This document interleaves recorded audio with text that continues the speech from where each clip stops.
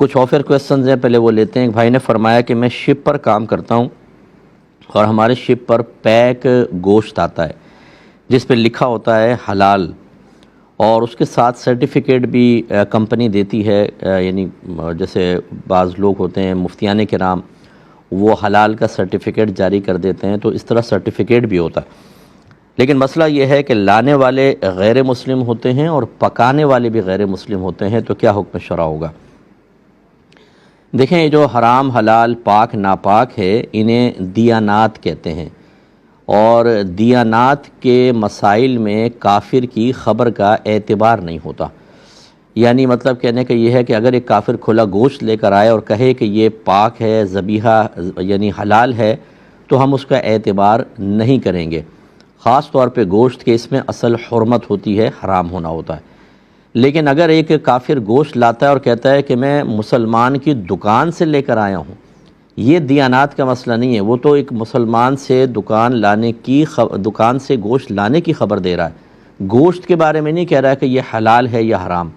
تو فقہا نے فرمایا کہ اس میں اگر کافر کی خبر دل پہ جمتی محسوس ہو کہ یہ سچی کہہ رہا ہوگا تو ہم بلیو کر سکتے ہیں۔ تو خلاصہ کلام یہ ہوا، اگر کافر کمپنی لاتی ہے لیکن پیکنگ کے اندر گوشت ہوتا ہے اور وہ یہی کہتے ہیں کہ بھئی ہم تو وہاں سے فلاں جگہ سے لے کر آئے ہیں، مسلمان وہاں سلاٹر ہاؤسز تمام مسلمانوں کے ہیں یا مسلمان کمپنی کا گوشت بس ہم آپ تک ڈیلیور کیا ہے، تو لازم بات ہے کہ وہ اس بات کی گارنٹی نہیں دے رہے کافر کہ یہ گوشت حلال ہے یا حرام، بلکہ ان کا کام تو ہے فقط لا کر پہنچانا۔ اب یہ گوشت کس نے بھیجا ہے یہ دیکھا جائے گا۔ اگر تو مسلمان کنٹری سے آیا ہے یا غیر مسلم کنٹری سے بھی آیا فرض کر لیں، لیکن مسلمانوں کا ذبیحہ ہے اور اس پہ جو سرٹیفکیٹ ہے وہ اوتھینٹک ہے، تو بالکل آپ بلا جھجک اس کو تناول کر سکتے ہیں، اس میں شرعاً کوئی حرج نہیں ہے۔ باقی رہا پکانے والوں کا، اگر غیر مسلم ہے تو اس میں کوئی مسئلہ نہیں ہے۔ ہمارے پڑوسی ملک میں دیکھ لیں، بے شمار کھانے غیر مسلم پکاتے ہیں، ان کے ہوٹلز ہیں اور مسلمان جا کر کھا رہے ہیں، تو اس میں شرعی طور پر کوئی قباحت نہیں ہوتی ہے، کیونکہ وہ گوشت حلال ہے، پکانے والا جو ہے وہ غیر مسلم ہے، اس سے کیا فرق پڑتا ہے؟